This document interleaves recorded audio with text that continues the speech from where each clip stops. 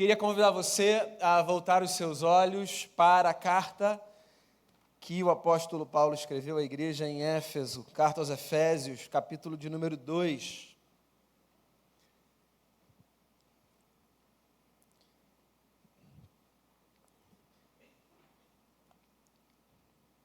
Eu quero tomar esse texto como base para a nossa reflexão hoje.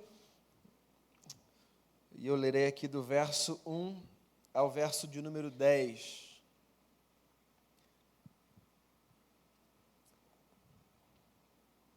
Diz assim o texto sagrado: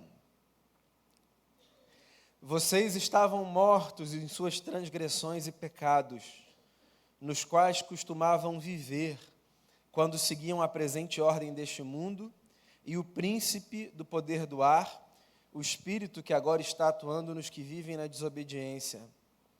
Anteriormente, todos nós também vivíamos entre eles, satisfazendo as vontades da nossa carne, seguindo os seus desejos e pensamentos. Como os outros, éramos por natureza merecedores da ira. Todavia, Deus, que é rico em misericórdia, pelo grande amor com que nos amou, deu-nos vida com Cristo, quando ainda estávamos mortos em transgressões. Pela graça vocês são salvos.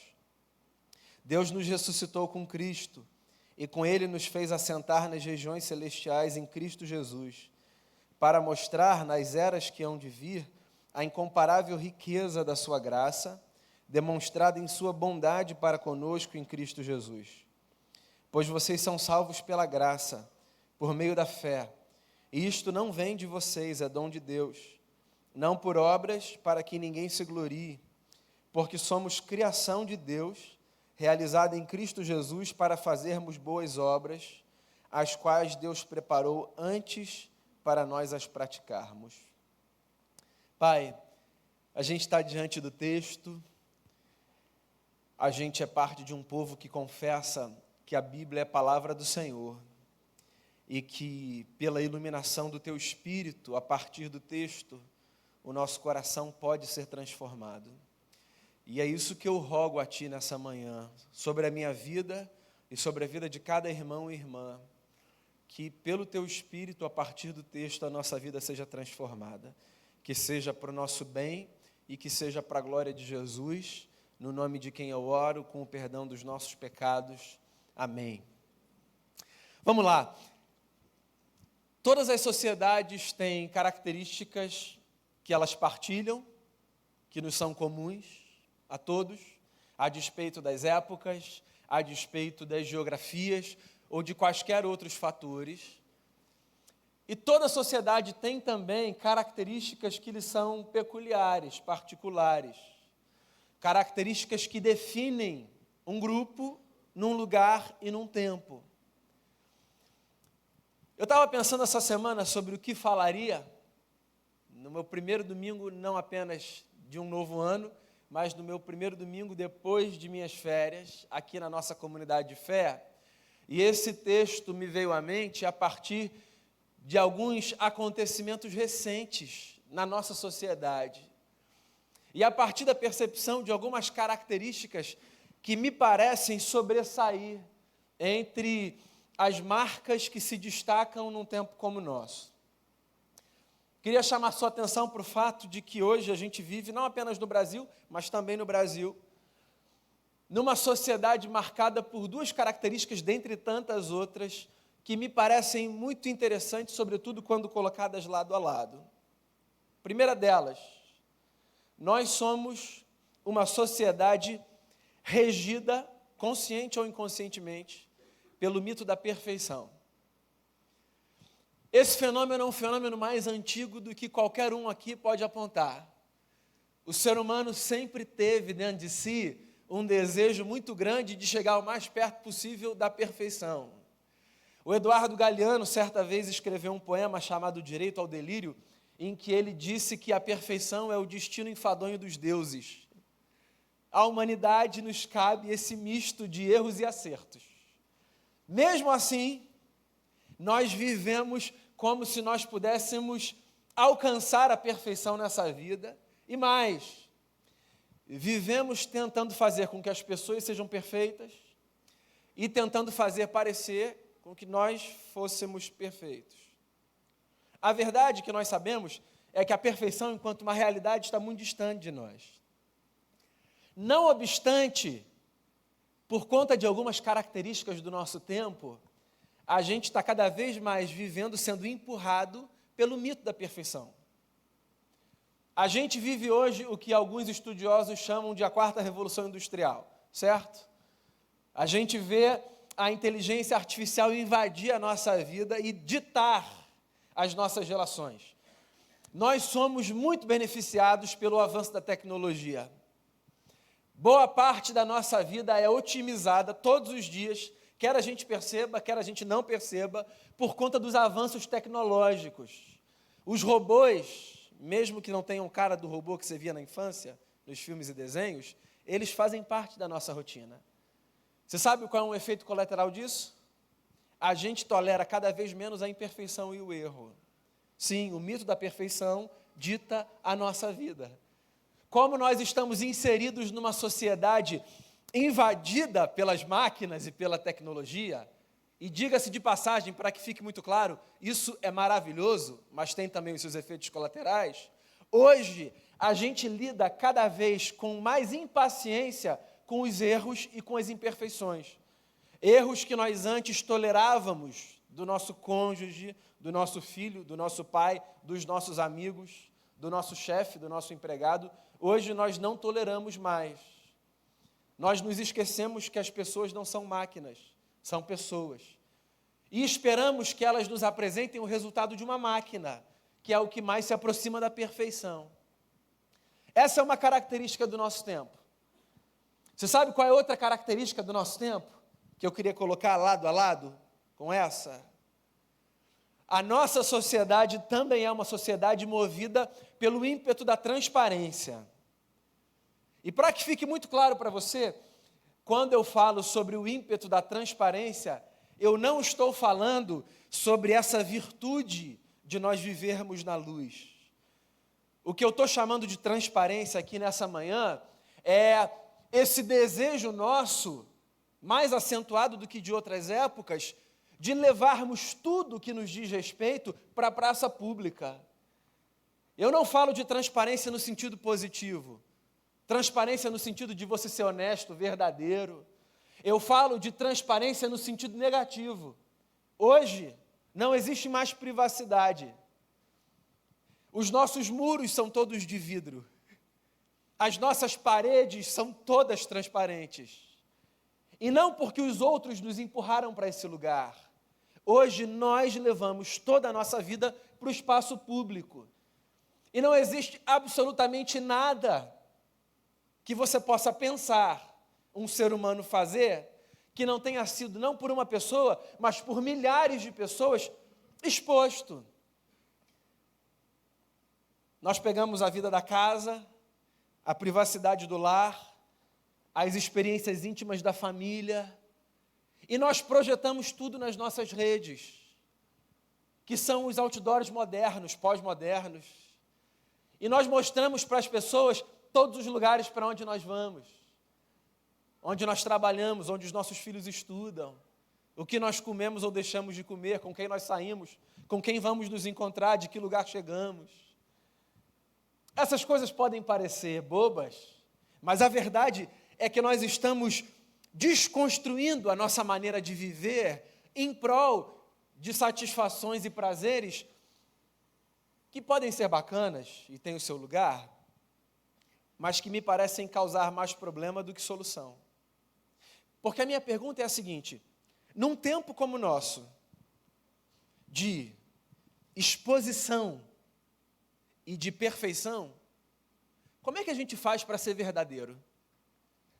Porque das duas, uma. Ou a gente vai, nesse esquema, viver uma grande mentira, e no meio de toda essa exposição, querer todos os dias fazer com que as pessoas acreditem que nós somos perfeitos, ou nós vamos pirar. Como é que a gente faz para viver em paz, num tempo como o nosso, em que nós buscamos perfeição e nos expomos o tempo todo. Se nos expomos o tempo todo, ou apresentamos uma mentira para que acreditem que nós somos perfeitos, ou deixamos as pessoas perceberem que nós, todos nós, estamos muito distantes de sermos essas figuras perfeitas, plenas, completamente felizes e realizadas o tempo todo, em qualquer lugar, que às vezes pretendemos ser. Pois é, a verdade, amigos e amigas, é que não de hoje, mas a configuração desse tempo nos empurrou para um lugar.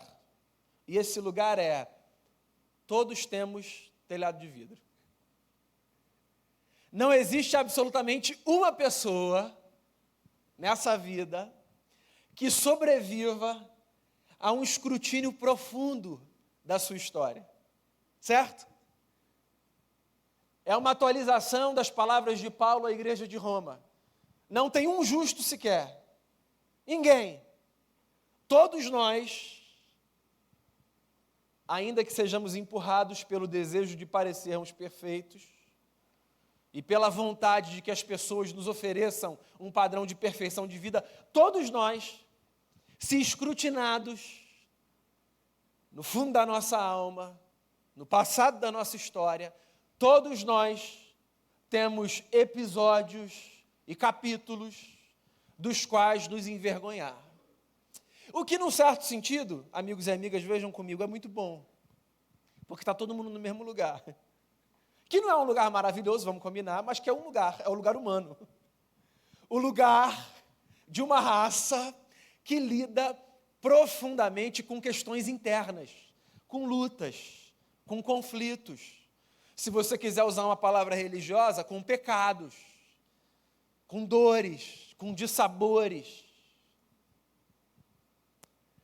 Existem duas formas da gente falar da vida. A gente pode falar da vida a partir da individualidade de cada um, e a gente pode falar da vida a partir da coletividade. São as duas maneiras a partir das quais a gente fala dessa experiência chamada vida. E essas duas maneiras pedem caminhos distintos. Quando a gente fala da vida a partir da individualidade, a fala sobre a vida, sobre a minha, sobre a sua, ou sobre a de quem quer que seja, pede da gente cautela, discrição e preservação. O que eu estou querendo dizer com isso é: você não deve expor a sua vida, por mais que você saiba que você tenha um passado, que outros também têm, e que todos erramos e falhamos. Você não deve expor a sua vida para qualquer pessoa, em qualquer lugar, em qualquer momento. Porque a sua vida é a sua vida, entende? Da mesma forma que você não deve expor a vida de uma terceira pessoa, em qualquer lugar e de qualquer maneira, e para qualquer outra pessoa. Porque é a vida de uma outra pessoa, de outro indivíduo.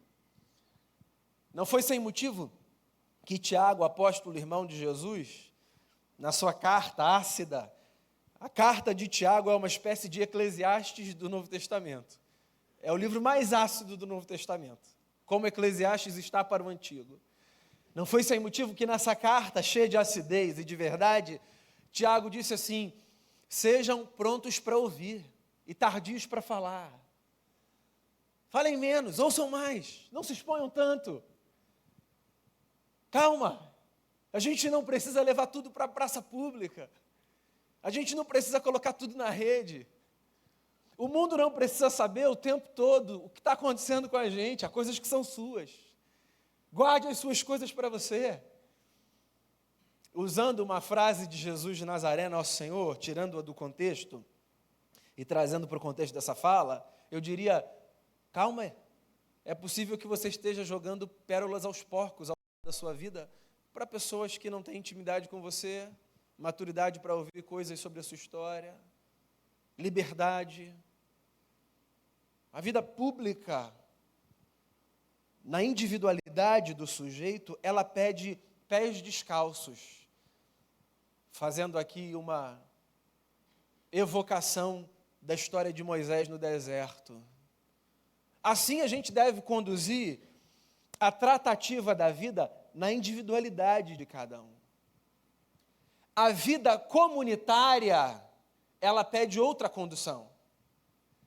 Se na vida pública o caminho é o caminho da cautela, na vida comunitária o caminho é o caminho da exposição e da memória como forma de proteção das sociedades de um passado que, tendo sido problemático, não deve ser repetido.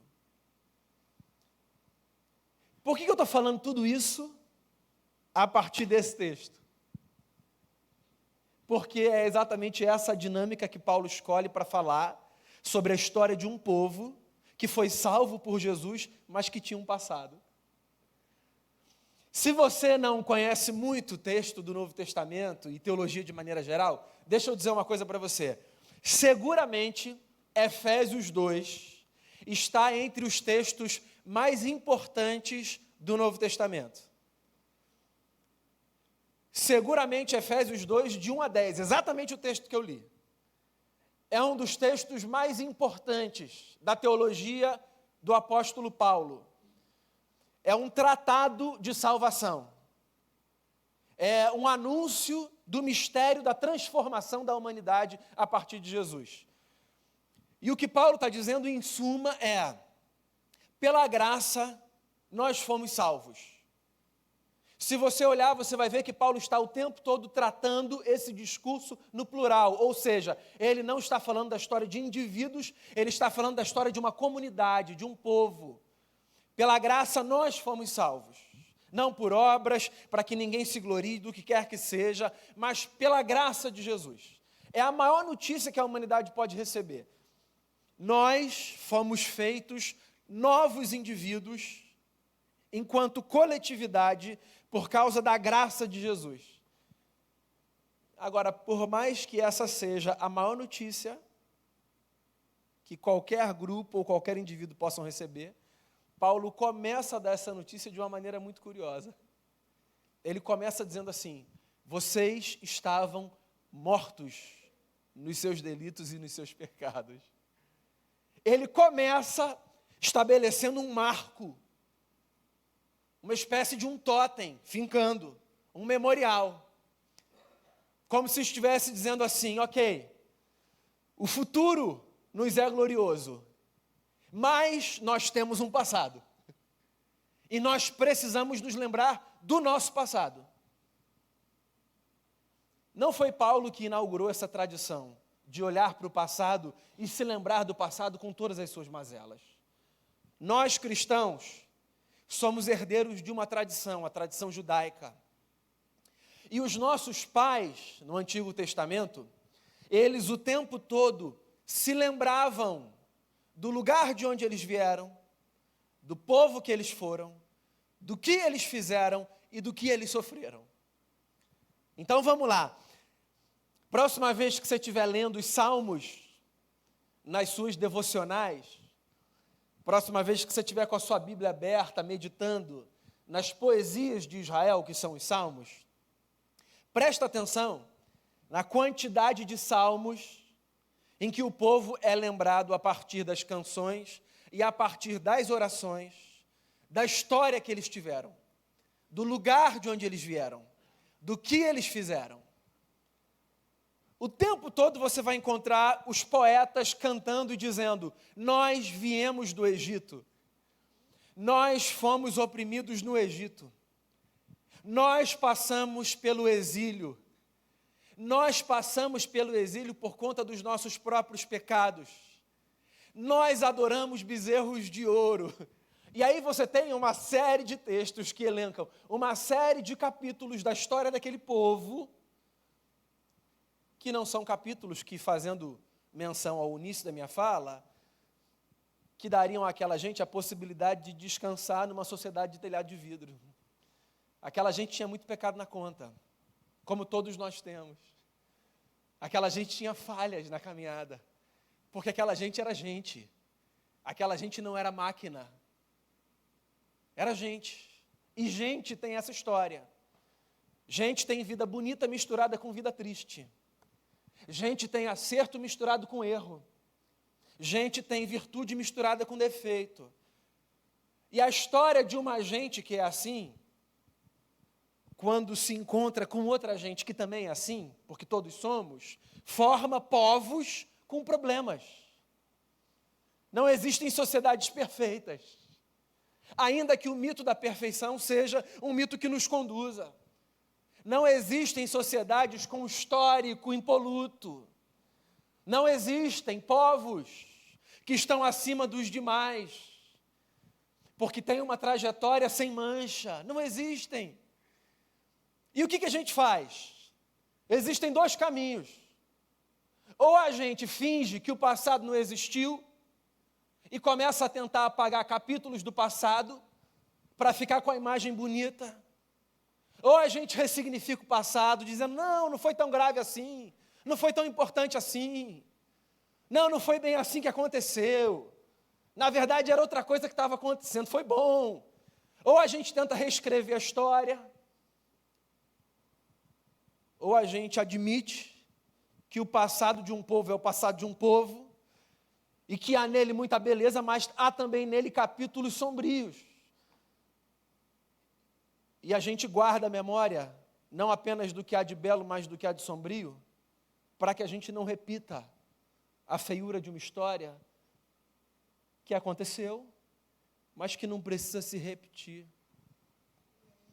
Amigos e amigas, nós hoje, na nossa sociedade, vivemos tempos difíceis por muitas razões, que não se alocam, vejam bem, em espectros específicos, religiosos, políticos, identitários, que fique muito claro. Nós vivemos tempos esquisitos porque há fenômenos espalhados por todos os lados da sociedade. Mas nós, que não somos melhores do que ninguém, porque somos pecadores como todos, somos a Igreja de Jesus. E a Igreja de Jesus de Nazaré assume um compromisso dentre tantos. O compromisso de perpetuar a tradição de um povo que, se por um lado, na individualidade de cada sujeito, caminha com muita cautela, para não apontar os erros dos outros, se esquecendo de que carrega cada um, muitos também. Por outro lado, do ponto de vista da coletividade, a igreja não pode ser uma comunidade que se esquece da história. Não para que ela tenha munição e aponte para os outros dizendo, vejam o que vocês fizeram, e vocês ali, olha o que vocês fizeram, o passado de vocês está escrito. Não. A igreja precisa ser uma comunidade que mantenha a sua integridade numa análise histórica, para que ela não seja perpetuadora de capítulos sombrios da história da humanidade. A igreja. Foi por isso que Martin Luther King, certa vez, disse que a igreja não pode ser nem senhora nem serva do Estado, ela deve ser a sua consciência. A igreja de Jesus, ela não deveria estar disputando espaços de poder para estabelecer, a partir do seu lugar, uma sociedade que viva a partir dos seus princípios. Não. O lugar da igreja não é o palácio. A igreja de Jesus também não deve ser subserviente a sistemas que nitidamente são antagônicos aos princípios do reino. A igreja não é serva do Estado.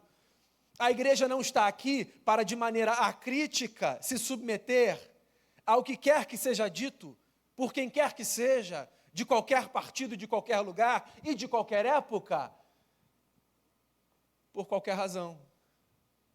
A igreja é essa comunidade empoderada pelo Espírito Santo que deve viver cheia de consciência. E como é que uma comunidade vive cheia de consciência? Uma comunidade vive cheia de consciência, guardando no coração esperança em relação ao futuro, mas guardando também na mente, de maneira muito vívida, tudo o que aconteceu no passado. Tudo o que aconteceu no passado.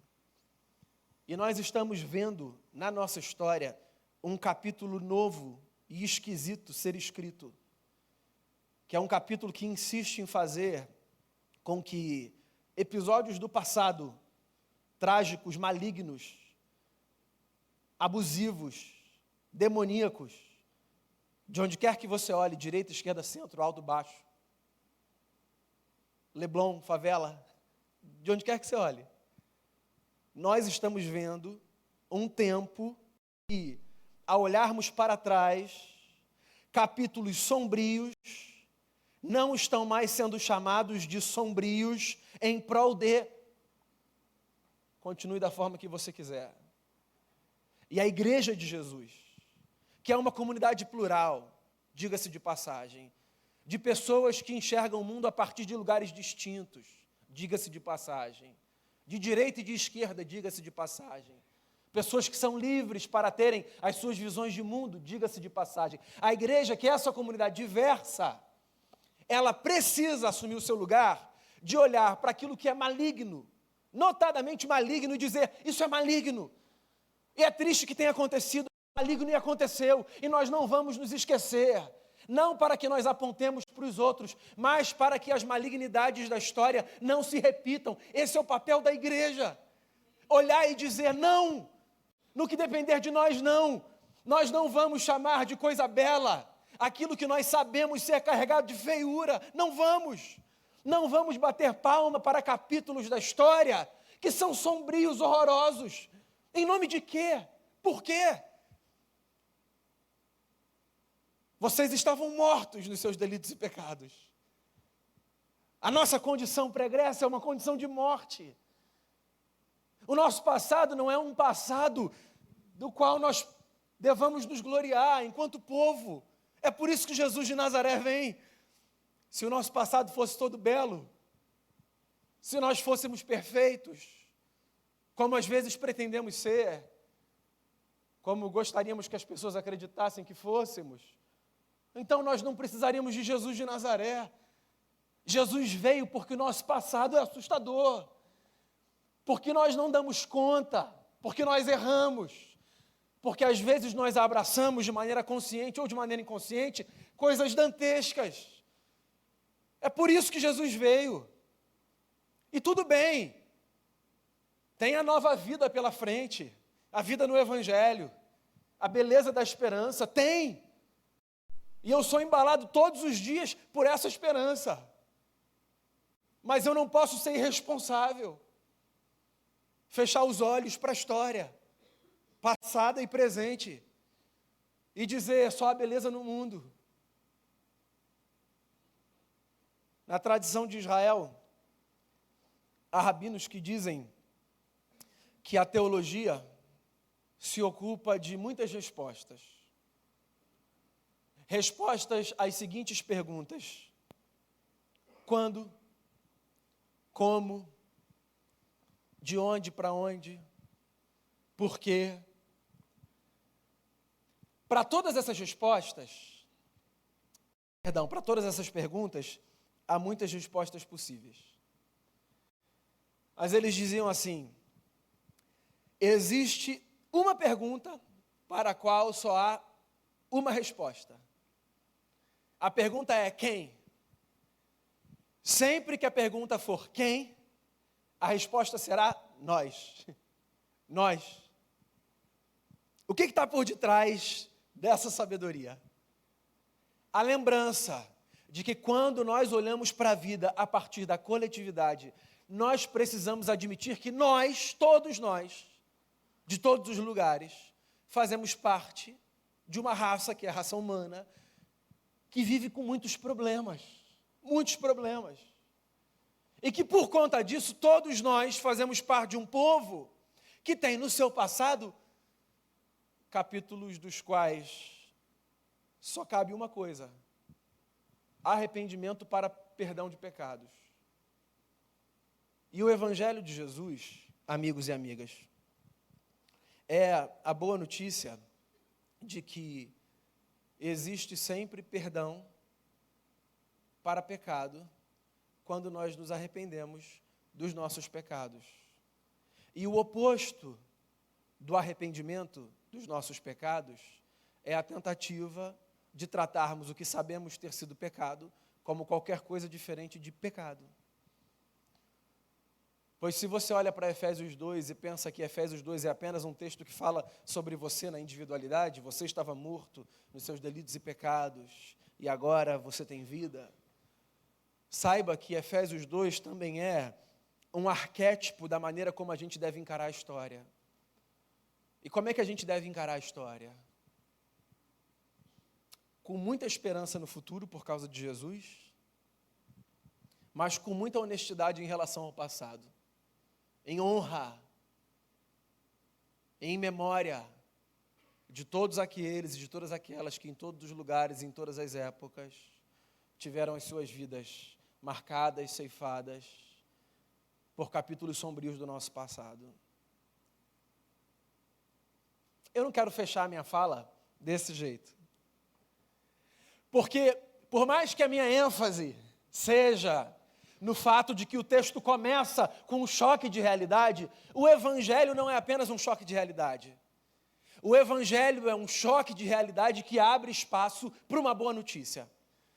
Então a questão é a seguinte: se a gente precisa admitir o passado não apenas na individualidade, mas na coletividade, enquanto espaço de acertos e de erros, a boa notícia é que nós podemos encarar o presente e futuro com esperança. Por quê?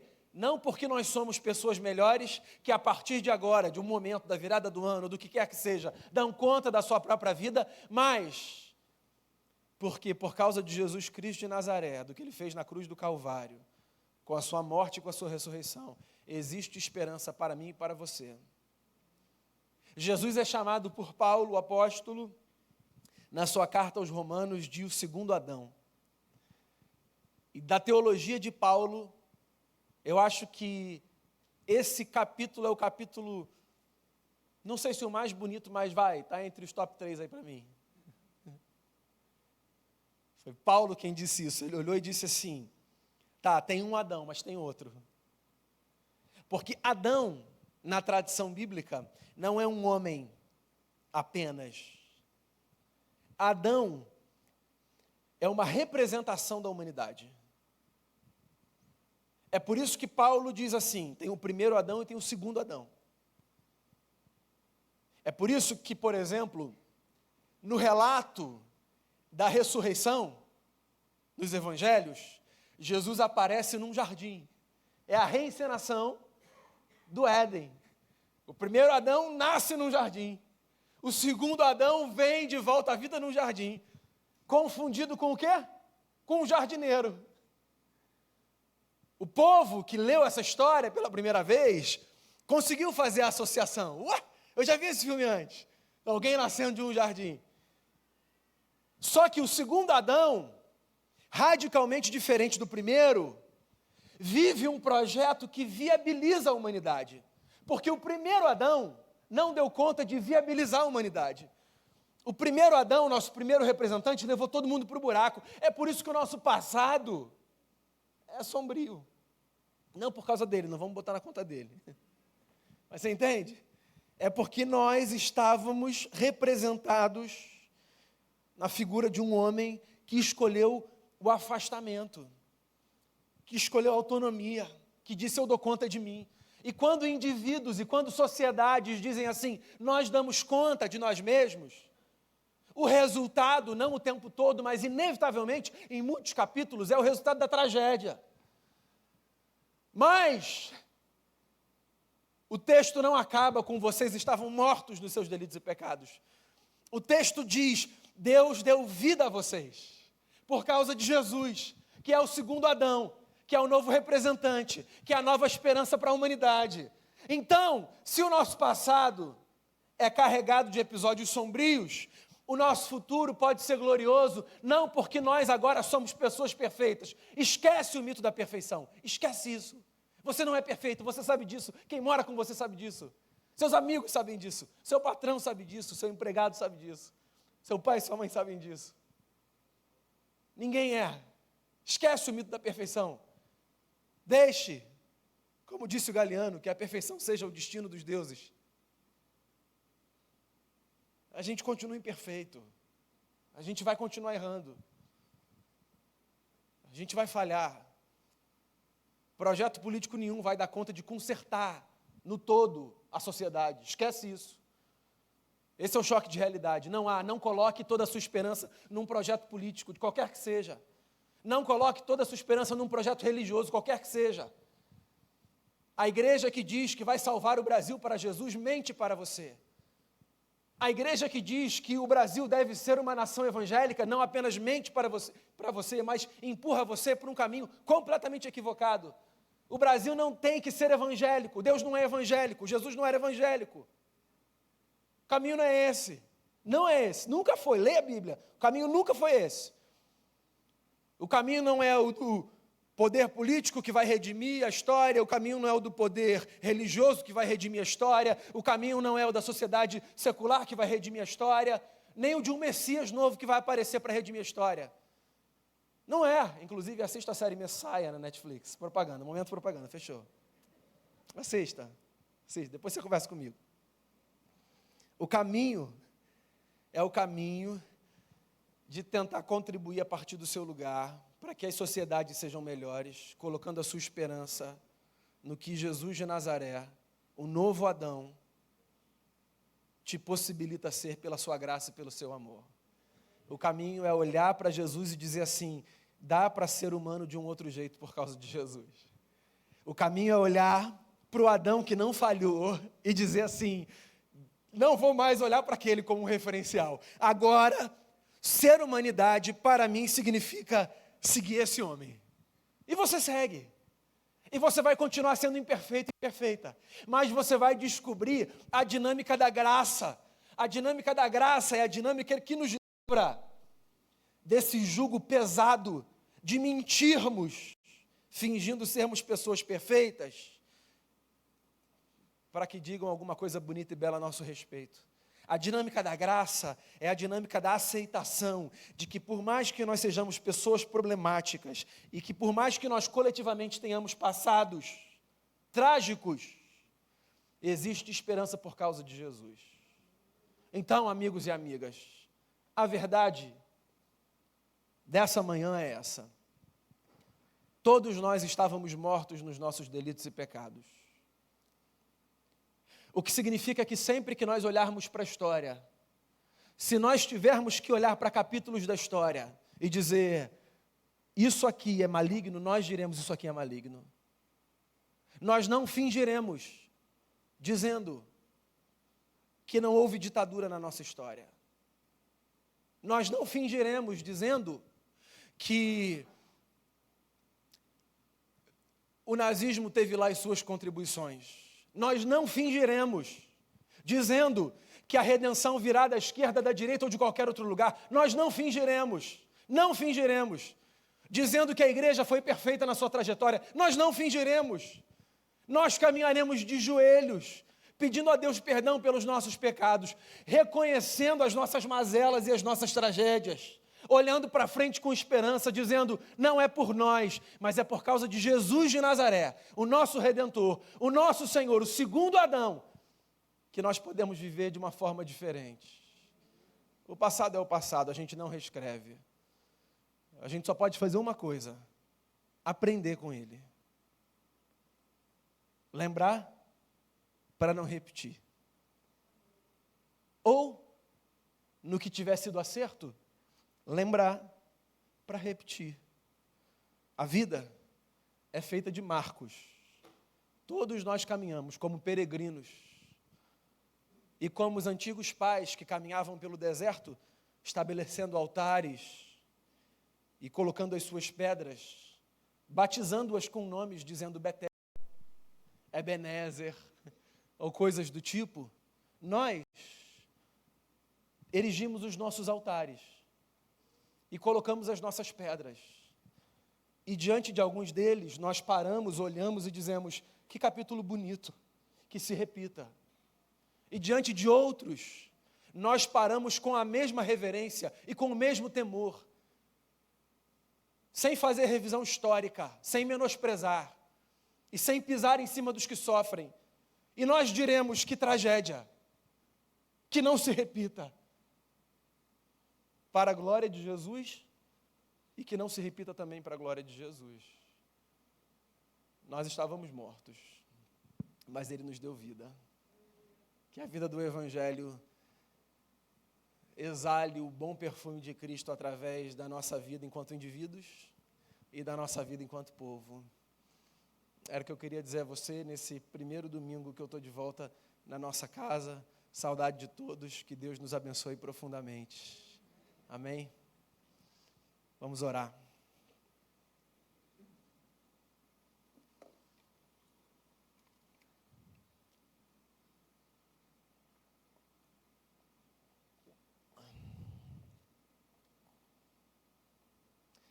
Obrigado, Jesus, pela beleza da vida que vem de Ti.